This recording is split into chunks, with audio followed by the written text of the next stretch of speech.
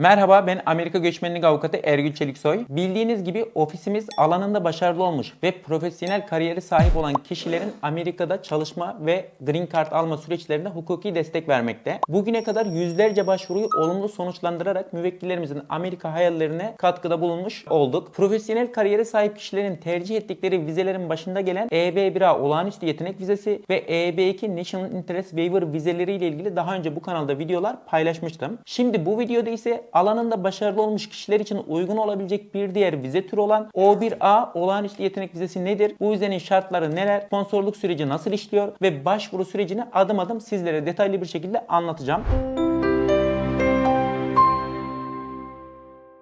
O1A vizesi genel olarak alanında başarılı olan kişilere verilen bir vize türü. Bu vize için vizeye başvurmak isteyen kişilerin olağanüstü yetenekli olması gerekiyor. Tabi şimdi böyle söyleyince bu biraz göz korkutucu gelebilir. O yüzden bu olağanüstü yetenek nedir? Bunu videonun ilerleyen bölümlerinde vize için aranan kriterleri açıklarken tekrar bu konuya değineceğim. Ama şimdilik şunu söylemek istiyorum. O1A vizesine başvurmak için Süpermen olmanıza gerek yok. Olağanüstü yeteneklerinize de gerek yok. Her ne kadar vizenin ismi olağanüstü yetenek vizesi olsa da aslında burada kastedilen şey sizin alanınızda oldukça başarılı olmanız ve bunu belgelerle başvurunuzda gösterebilmeniz. O1A vizesi Amerika'da geçici olarak çalışmak isteyen kişilere verilen bir vize türü. Bu vize için aranan belirli bir meslek grubu yok. Eğer genel olarak kendi uzmanlık alanınızda oldukça başarılıysanız ve bunu da belgelerle gösterebiliyorsanız O1A vizesi sizin için uygun olabilir. Ancak O1A vizesi sanat, sinema veya televizyon alanlarını kapsamıyor. Bu alanlarda çalışan kişiler için, yani sanat, sinema veya televizyonla uğraşan kişiler için tasarlanmış başka bir vize türü bulunmakta. Bu alanlarda başarılı olan kişiler, yani sanat, sinema, televizyon alanlarında başarılı olan kişiler O1B vizesine başvurabilirler. Sonraki videolarda O1B vizesi ile ilgili yine videolar çekmeye devam edeceğim. Eğer kaçırmak istemezseniz kanala abone olabilirsiniz. Dediğim gibi bu videoda O1A vizesi nedir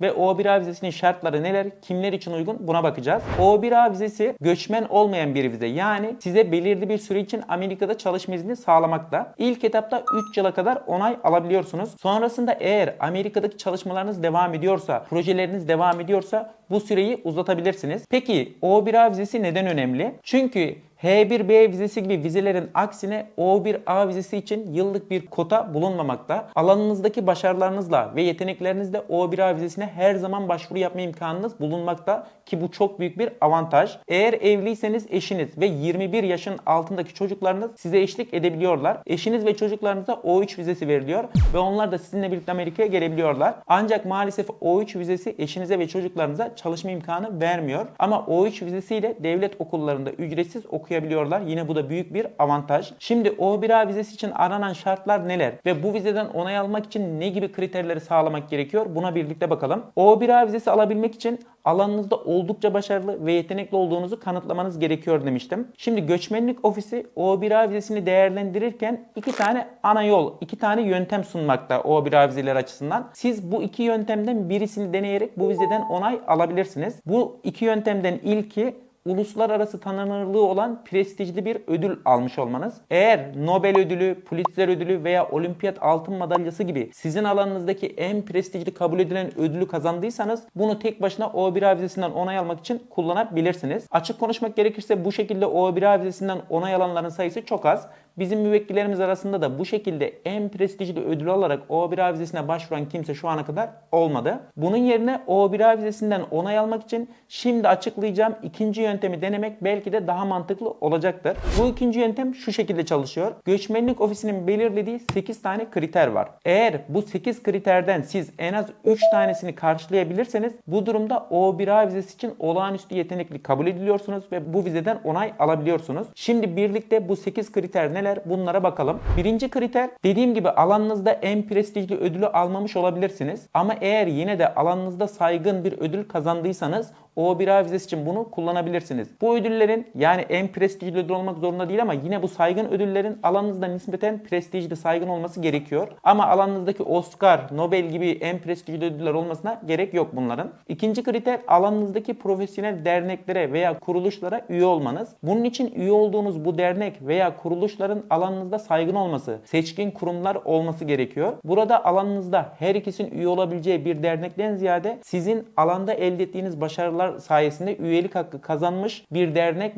veya bir kurum olması gerekmekte. Üçüncü kriter ise sizinle ilgili haberlerin ya da çalışmaların saygın gazete ve dergilerde, akademik dergilerde yayınlanmış olması. Burada istenen şey sizinle alanınızdaki başarılarınızdan dolayı bir söyleşim yapıldı mesela veya sizin çalışmalarınız hakkında medyada haberler mi yapıldı? Eğer böyle bir durum varsa, medya yayını varsa bunu başvurunuzda kullanabilirsiniz. Dördüncü kriter alanınızda başkalarının çalışmalarını değerlendirme panellerinde yer almış olmanız. Eğer alanınızda hakemlik yapmışsanız bu liderlik pozisyonunuzu kanıtlar. Örneğin bir akademisyenin akademik bir dergide hakemlik yapması veya bir iş insanının bir startup yarışmasında jüri üyeliği yapması ya da bir sporcunun uluslararası bir müsabakada hakemlik yapması bu kriterlere örnek olarak gösterilebilir. Yani başkalarının çalışmalarını değerlendiren bir kurulda yer almış olmanız. Beşinci kriter sizin alanınızda özgün ve önemli bir katkı sağlamış olmanız ve bunu başvurunuzda göstermeniz. Örneğin bir bilim insanının yeni bir buluş için patent alması, bir iş insanının sektörü dönüştüren bir ürün geliştirmesi ya da bir sporcunun yeni bir antrenman metodolojisi geliştirmesi bu kapsamda değerlendirilebilir. Buradaki önemli nokta kendi alanınızdaki orijinal katkılar yaptığınızı gösterebilmek. Yani alanınızdaki katkıları birçok şekilde belgelerle gösterebilirsiniz. Örneğin eğer varsa patent belgeleri, sektörel raporlar, orijinal bulgular, alanda geliştirilen yeni metotlar veya uygulamalar alanınızdaki katkıyı göstermek için başvuruda kullanılabilir. Altıncı kriter sizin alanınızda yapmış olduğunuz yayınlar. Eğer yayınladığınız kitap, makale veya rapor gibi yayınlarınız varsa bunlar alanınızda etkiliyse bunları bu kriteri sağlamak için kullanabilirsiniz. Örneğin bir akademisyenin yayınlamış olduğu bir kitap veya makale ya da bir iş insanının sektörel bir raporu bu kapsamda değerlendirilebilir. Tabii ki bu yayınların saygın platformlarda yer alması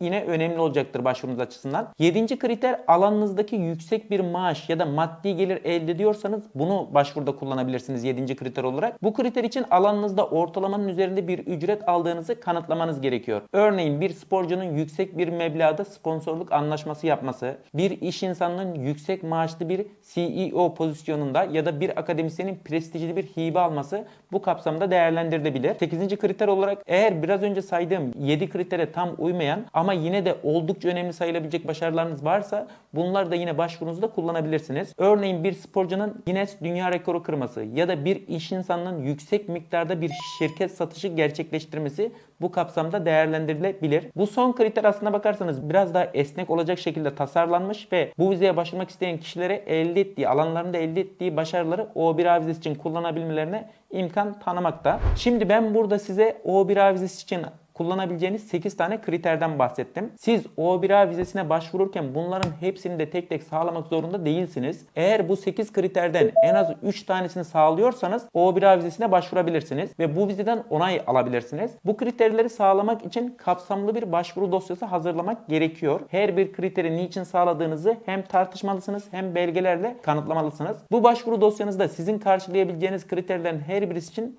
belgeler göstermelisiniz. Başvurunuzda alanınızdaki başarılarınızı gösterecek her türlü belgeyi kullanabilirsiniz. Yani bir kısıtlama yok belge türü açısından. Örneğin ödül sertifikaları, madalyalar, gazete veya dergi haberleri, televizyon röportajları, referans mektupları, iş sözleşmeleri, maaş bodroları, patent belgeleri, makaleler, kitaplar, atıf sayıları, dernek üyelikleri, jüri davetleri, dergi hakemlikleri gibi bir sürü belgeyi başvurunuzda kullanabilirsiniz. O1A vizesine başvurmak için size Amerikalı bir işveren ya da bir agent'ın sponsor olması gerekiyor. Bu önemli. Yani maalesef O1A vizesine kendiniz sponsor olmadan doğrudan başvuru yapamıyorsunuz. Bunun için size sponsor olacak bir işveren gerekli. Bu sponsor bir Amerikan şirketi, üniversite, bir spor kulübü gibi olabilir. Mesela bir teknoloji firması sizin buluşunuzu pazarlamak istiyorsa size sponsor olabilir. Eğer bu şekilde size sponsor olacak bir işveren yoksa bu durumda agent dediğimiz bir temsilci yani bir menajer de size yine sponsor olabilir. Bu genelde sabit bir işveren için değil de birden fazla yerde birden fazla işte çalışılması durumunda bu agent dediğimiz durum gündeme geliyor. Size menajerlik edecek kişi O1A başvurunuzda sizin sponsorunuz oluyor. Ancak bu durumda yani bir agent'ın size sponsor olduğu durumda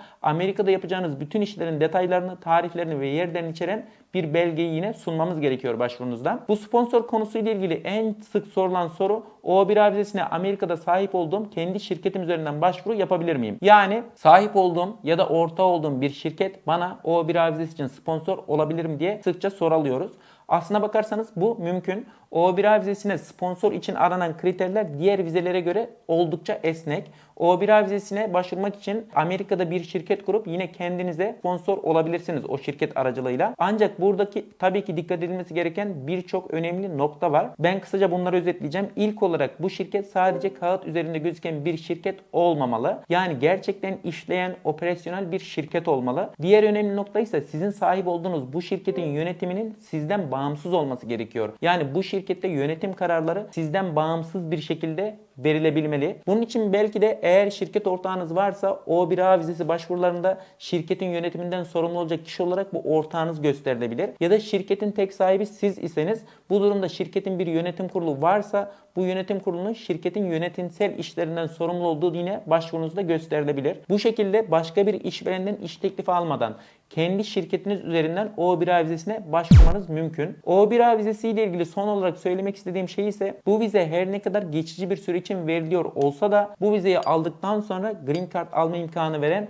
EB1A vizesini almak için bir basamak olarak O1A vizesini kullanabilirsiniz. Yani önce O1A vizesini alıp daha sonra alanınızdaki faaliyetlere devam ederek, CV'nizi güçlendirerek Amerika'da kalıcı oturum için, Green Card için EB1A vizesine başvurabilirsiniz. Bu genelde zaten çok fazla uygulanan, tercih edilen bir strateji. O1A vizesi ile ilgili bilinmesi gereken en temel şeyleri bu videoda anlatmış oldum. Tabii bu vize ile ilgili daha birçok detay var. İlerleyen videolarda O1A vizesi ile ilgili başka videolar çekmeye devam edeceğim. Eğer kaçırmak istemezseniz kanala abone olabilirsiniz. Eğer O1A vizesinin sizin için uygun olduğunu düşünüyorsanız, alanınızdaki başarılarınızı içeren güncel ve detaylı bir CV'nizi bize e-mail olarak gönderebilirsiniz. CV'niz üzerinden ön değerlendirme yaptıktan sonra vize başvuru şartları ve vize başvuru süreciyle ilgili bir görüşme yapabiliriz. Eğer herhangi bir sorunuz varsa veya bir yorumunuz varsa bunu videonun altına yazabilirsiniz veya bize e-mail gönderebilirsiniz. Umarım bu video faydalı olmuştur. Bir sonraki videoda görüşmek üzere.